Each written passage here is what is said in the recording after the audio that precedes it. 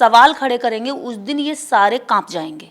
आपके सवाल ही आपका विद्रोह है, आपको कोई हलचल नहीं करनी है और ये सवालों से ही कांपे हुए हैं। लेकिन ये सवाल हमारे हक हकूक के होने चाहिए और जो सवाल मैं कर रही हूँ कल आपके बच्चे पूछेंगे, आपकी पत्नियां पूछेंगे और नहीं बताओगे तो उनसे जूते खाओगे। एक समय ऐसा भी आएगा तो मैं तो मर जाऊंगी, शरीर मार सकते हो लेकिन जो विचार बू चुका है उसे कैसे ख़त्म करोगे। राजनीति में जाकर मुझे लगता है कि पार्टियों में जाने के बाद जो मेरे शब्दों की धार है वो कम हो जाएगी, क्योंकि वहाँ आपको एक पेपर मिलेगा, आपको वो पढ़ना, उससे ना इधर जाना ना इधर, इफ़ और बट दोनों खत्म हो जाएंगे। बस आस्था एक शब्द दे दिया, उसके चलते यहाँ करोड़ों करोड़ों लोगों के हकों को खाया जाता है। मेरे साथ खास मेहमान हैं निर्देश सिंह। सोशल मीडिया पर जब आप देखेंगे तो इनकी बातों में आग है, समाज के लिए दर्द है और बराबरी समानता की लड़ाई सड़कों पर लड़ रही हैं। निर्देश काफ़ी कम उम्र की हैं, तेज़ तर्रार प्रवक्ता हैं। बहुजन समाज को ऐसे नेताओं की ज़रूरत है, मुझे लगता है, चाहे वो सोशल एक्टिविस्ट के तौर पे हो या पॉलिटिकल लीडरशिप के तौर पे हो। निर्देश सोशल मीडिया पर वायरल भी हैं, लगातार इनको जाति की वजह से धमकियाँ भी मिल रही है, मनुवाद, जातिवाद, ब्राह्मणवाद की वजह से इनको धमकियाँ मिलती रहती है। नेशनल दस्तक की लगातार कोशिश है कि ऐसे वो तमाम चेहरे जो समाज के लिए सड़कों पर संघर्ष कर रहे हैं उनसे आपको रूबरू कराया जाए। निर्देश, स्वागत है आपका नेशनल दस्तक के ऑफिस में। और पहला सवाल वही कि कहाँ से ये, कैसे ये सफ़र शुरू हुआ? थैंक यू सर, आपका एक तो धन्यवाद कि वंचितों की आवाज़ को आप इतने बुलंद हौसलों के साथ, कम संसाधनों के होते हुए भी बड़े स्केल पर आप उठाते, लोगों तक पहुंचाते हैं।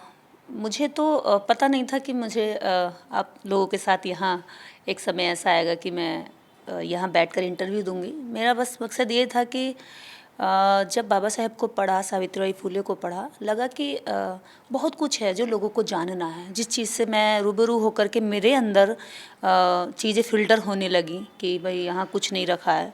अगर ताकत आएगी तो आपको आपके राइट्स के तहत आएगी, ना कि आपको किसी मंदिर में जाकर आएगी। पहले हम लोगों को भी लगता था कि भाई हमारा जो कल्याण है वो वहाँ से हो जाएगा, तो खूब चक्कर काटते थे।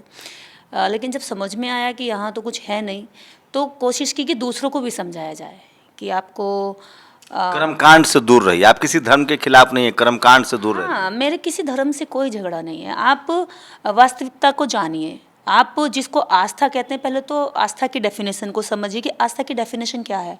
बस आस्था एक शब्द दे दिया, उसके चलते यहाँ करोड़ों करोड़ों लोगों के हकों को खाया जाता है। जैसे हम आपको भी सुनते हैं कि सिस्टम किस तरह से काम करता है। सिस्टम उनके अगेंस्ट काम करता है जो लोग इस देश में कहीं ना कहीं ऐसे पायदान पर, मतलब हाशिए पर फेंके हुए लोग, तो उनको आस्था का एक खिलौना दे दिया है। और वो इसकी नीचे वाले तबके की तो आस्था है, लेकिन ऊपर वाले के लिए वो बिजनेस है, धंधा है, वो उसका व्यापार है और बहुत बड़े लेवल पर व्यापार है। करोड़ों करोड़ों लोग उस आस्था पर अपनी गाड़ी कमाई लुटा रहे हैं और बस एक शब्द दे दिया। और उसकी वजह से देखेंगे, अभी गणेश चतुर्थी गई, एक देवता का वो गया, अभी कर्मकांड, अब कल से दूसरा शुरू हो गया। रात भर कान फोड़ो आवाज़ चलेंगी, एक दूसरी देवी का शुरू हो गया है। एक जाता है दूसरा आता है, मतलब इतने सारे प्रोडक्ट हैं इनके पास इस चीज़ के कि आप एक साल में 365 दिन होते हैं, 65 दिन भी फ्री नहीं छोड़ते आदमी को। एक सवाल है कि उनका तर्क है कि हम बुलाने तो नहीं जाते हैं, तो हमारे लोग अशिक्षित हैं, बाबा साहेब के 22 प्रतिज्ञा नहीं जानते हैं, तो क्या वो घर घर पहुंचाना एक सॉल्यूशन है? देखिए, झूठ बोलते हैं ये कि हम नहीं बुलाने जाते हैं। ये इमोशनली ड्रामा खेल कर बुलाते हैं, क्योंकि देश भावनाओं का ये जो भारत रहा है, भारत के लोग पहले से इनके अंदर इनकी भावनाएं ये अंदर से सॉफ्ट होते हैं। और जब दूसरा, अभी मैंने एक वीडियो डाला था, उसको फेसबुक ने हटा दिया है। एक पंडित जी कह रहे हैं कि भाई ब्राह्मण देवता के अगर तुम पैर छूते हो और ब्राह्मण को तुम मानते हो, तो जो ब्राह्मणों के खिलाफ बोल रहे हैं, इसका मतलब ये नहीं कि आप अपराधी नहीं हैं, आप उनको रोको, चाहे कैसे भी रोको, धर्म की रक्षा के लिए। वीडियो देखा, एक तो कह रहा है कि आप हमें खाना खिलाएंगे, मैं ब्राह्मण हूँ तो आप अमीर हो जाएंगे। हाँ। ब्राह्मण का पैर धोइए। तो ये सारी जो कुरीतियाँ हैं, जो कर्मकांड है, उसको लेकर आप लगातार मोर्चा खोल रही हैं। तो सवाल है कि समाज कितना बदला है? समाज देखिए तेजी से बदल रहा है, तभी ये लोग हमें धमकी पर उतारू हुए हैं। इन्हें लग रहा है कि इसकी जो साफ सुथरी मतलब क्लियर दो लाइनें हैं, एक ये है एक दूसरी है। मैं दोनों को साथ रखकर बताती हूँ तो लोगों के दिमाग एकदम कंसेप्ट क्लियर हो जाता है कि रियली इसमें कुछ है नहीं, जहाँ हम अपना पैसा और टाइम खराब कर रहे हैं यहाँ कुछ है, और इसको छोड़ने में कोई नुकसान भी नहीं है, डर भी नहीं है। कैसे कैसे आप कोचिंग भी चलाती हैं और लोगों से मिलती भी हैं, स्पीचेस भी देती हैं, तो थोड़ा सा और बताइए अपने बारे में, जीवन कैसा चल रहा है? देखिए मेरे जीवन में जितना भी कुछ टाइम है 24 घंटे में, मैं सुबह उठ करके रात को सोने तक का सारा टाइम मेरा यही रहता है कि मैं अपने देश, जिस मिट्टी में मैंने जन्म लिया, अपना समाज, जिन वंचितों में मेरा जन्म हुआ, जिस गरीबी में, जिस माहौल में, जिन लोगों को मैंने देखा, मेरे दादा परदादा, मेरी माँ दादी, जितनी पीढ़ियाँ पीढ़ियाँ दमित होती रहीं, उन पीढ़ियों में जन्म लेने वाली आगे वाली जनरेशन के लिए मैं क्या कर सकूं, उसमें से मेरा जीवन जो है उसमें मैं समझती हूँ कि मैं केवल 40% समय में अपने व्यक्तिगत जीवन में कुछ देती होंगी, क्योंकि जीवन चलाने के लिए हमें कुछ खाने को भी ज़रूरत पड़ती है, चलने फिरने के लिए भी किराया चाहिए, खाना खर्चा चाहिए, और बाकी सारा समय मेरा यही रहता है कि कैसे काम किया जाए। कोचिंग भी चला रही हैं? हाँ, कोचिंग चल रहा है, और एक हम लोग कौशाम्बी में संघमित्रा बुद्ध विहार है, जो पाठशाला हमने किसान आंदोलन से शुरू की थी, लगभग 282 बच्चे हैं उसमें, तो हम लोग उसको चैरिटी बेस पर चलाते हैं। जैसे आप सब लोग उसमें कोई स्टेशनरी दिया आया, कोई कुछ दिया आया, वो ऐसे बच्चों के लिए जो कूड़ा कट बीनते हैं, एनसीआर में रहते हैं, जो कोई कैसे संपर्क करना चाहे, कोई नंबर है आप लोगों का, कोई वेबसाइट है, कैसे आपसे संपर्क करे जो अगर कोई मदद करना चाहे? देखिए उसके लिए तो हमने अभी ऐसा कुछ सार्वजनिक किया नहीं है, जो हमारे साथ में जुड़े हुए लोग हैं 150 लोग हैं, वही करते रहते हैं कभी कभी, लेकिन हमने सार्वजनिक मांग कभी किसी से की नहीं है अभी तक। राजनीति में क्यों नहीं आना चाहते? राजनीति में जाकर मुझे लगता है कि पार्टियों में जाने के बाद जो मेरे शब्दों की धार है वो कम हो जाएगी, क्योंकि वहाँ आपको एक पेपर मिलेगा, आपको वो पढ़ना, उससे ना इधर जाना ना इधर, इफ़ और बट दोनों ख़त्म हो जाएंगे। तो राजनीति में नहीं आएंगे? ये तो मैं नहीं कहूँगी, क्योंकि मैं एक वास्तविक इंसान हूँ, कभी नहीं आऊँगी ये कोई कमिटमेंट नहीं होता है। समय के हिसाब से अगर ज़रूरत रही, अगर पार्टी या समय ऐसा रहा मेरे अनुकूल, मेरे विचारधारा के तहत, तो मैं पार्टी में भी जाऊँगी। क्या कैसे सोचती हैं? पॉलिटिकल लीडरशिप में बहुजन नेताओं की बड़ी आलोचना होती है, उनकी आलोचना नहीं होती है, ये आलोचना होती है उनके दब्बूपन की। वो डर कर रहते हैं, और डर तब आता है जब उनको डराया जाता है। अभी जैसे आपको हम सुन रहे थे कि सिस्टम एक पक्ष के खिलाफ तो बहुत तेज़ी से काम करता है, और एक पक्ष को सारे काम करने की आज़ादी देता है, और पीछे से बैकअप देता है कि आप करिए। तो क्या होता है उनमें, पहले तो पैसा, अधिक पैसा देने का मतलब है कि आपको कभी भी डराया जाएगा। देखिए गवर्नमेंट का पैसा है, टैक्स का पैसा है, एक नेता को आप बेइंतहा पैसा दे दो, कोई दिक्कत नहीं, कितना खर्च करेगा, जितना खा सकता है इतना करेगा, जितना पहन सकता है इतना करेगा, जितना घूम सकता करेगा। लेकिन कई कई अरबों रुपए जब उसके पास चला जाता है, तो वो जिस दिन चाहे ईडी का छापा लगवा कर वापस ले सकता है, और लेकिन इसके जरिए वो उसको डरा सकता है कि बहुजन नेता ही चोर होते हैं? अगर ये ईमानदार हैं तो लड़ें आगे आकर, ईमानदार अगर हैं वाकई में, तो इसका मतलब जितने बहुजन पीड़ित हैं, जितने बहुजनों पर अत्याचार होता है, वो सब गलती करते होंगे, तभी तो उन पर अत्याचार होता है। आपके बात से तो ये लॉजिक है। नहीं मेरा आपको ऐसा नहीं लगता है जाति की वजह से हो सकता है उनको वहाँ नेताओं को भी परेशान किया जाता है? मैं वही कहना चाह रही हूँ, वो ईमानदार समाज के प्रति नहीं हैं, वो सोसाइटी के प्रति अपनी जिम्मेदारी नहीं निभाना चाहते हैं, वो वहाँ से बचकर रहना चाहते हैं। वो सोचते हैं कि बिल्ली ने मुझे नहीं देखा है, जैसे कबूतर आंखें बंद कर लेता है ना कि बिल्ली मुझे नहीं खाएगी, लेकिन बिल्ली का मकसद है खाना, अभी नहीं खाएगी बाद में खाएगी जिस दिन पेट भरा। निर्देश सिंह का मकसद क्या है? निर्देश सिंह का मकसद यही है कि इस देश के अंदर एक आज़ादी और होनी बाकी है, जो मानसिक आज़ादी होनी चाहिए, मानसिक गुलामी से। जी बिल्कुल, जो मानसिक कल्चरल चेंज चाहती हूँ, और इसमें ना मैं किसी धर्म की विरोधी हूँ ना किसी व्यक्ति की विरोधी हूँ। आप किन लोग, जैसे गुरु नानक है, फुले पेरियार, अंबेडकर, बुद्ध, रविदास हैं, ये सब अपने समय के आइकॉन हैं, आपके लिए कौन, आप किन से प्रभावित हैं? मैं सबके उन अच्छे विचारों से प्रभावित हूँ जो इंसान को इंसान बनाने के लिए पैरवी करते हैं, उस पर काम करते हैं। उन लोगों को क्या कहेंगे जिनको लगता है कि हम ट्रोल करेंगे, धमकियाँ देंगे तो आप चुप हो जाएंगी? वो तो खैर खुद समझ चुके हैं कि सारा ट्रोल कर चुके हैं, मेरी फेसबुक आईडी बंद हो चुकी है, और जब जब मेरी फेसबुक आईडी बंद होती है तो मेरे खिलाफ इस तरह के षड्यंत्र चलते हैं मेरी एब्सेंस में, कि अभी पीछे भी आईडी बनी, निर्देश सिंह का पति करके मेरी फ़ोटो लगाई गई, और व्यक्तिगत आरोप लगाते हैं। हाँ, व्यक्तिगत, जो निजी मामला है। हाँ निजी, मतलब ऐसी कोशिश करते हैं। लेकिन मैंने उनको बताया कि चरित्र कोई शरीर नहीं है, आप मेरे शरीर पर कुछ कर सकते हैं, उसको नग्न अवस्था में, मतलब किसी के साथ मेरा फेस लगा सकते हैं या कुछ भी, लेकिन मैं चरित्र चरित्र को शरीर से नहीं देखती। चरित्र इंसान के कर्म है, उसके विचार हैं, उसकी सोच है, वो क्या सोचता है, मैं उसको मानती हूँ चरित्र।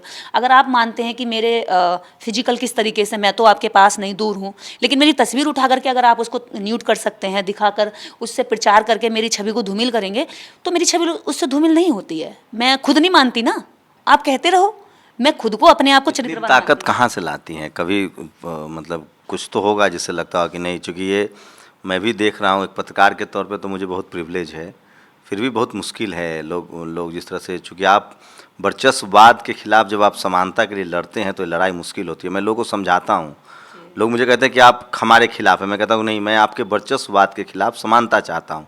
हम तो वर्चस्ववाद चाहते ही नहीं हैं। तो आप कैसे हैंडल करती हैं इन लोगों को? देखिए, मेरे पास सुबह से लेकर शाम तक लगभग 50 से 80 फ़ोन इस तरह के आते हैं, तेरी माँ की, तेरी बहन की, मतलब जो उनको कह सकते हैं, रोज आते हैं, डेली। और रात को 11 से लेकर के 2 बजे तक, 3 बजे तक, 4 बजे, किसी भी समय फ़ोन आ सकता है, 24 आवर और 7 दिन। लेकिन हमारे डील करने के लिए मैं हमेशा उस फ़ोन पर होती नहीं हूँ, तो मेरे साथ के जो लोग हैं वो खुद बात करते हैं। तो वो कहेंगे कि बात कराओ उससे, सामने लाओ, तो वो कहेंगे पहले हमारे सवालों के जवाब दे दो यार, उस तक जाने के लिए तो बहुत दूरी है अभी। आप रिकॉर्ड करती हैं वो सारे क्लिप? अगर आप चाहें तो नेशनल दस्तक उसको जारी कर सकता है, पता तो चले इनकी हैवानियत कितनी है। लगभग मेरे पास अभी शब्दों की हैवानियत होती है। 100 के करीब मेरे पास अभी भी रिकॉर्डिंग पड़ी हुई है।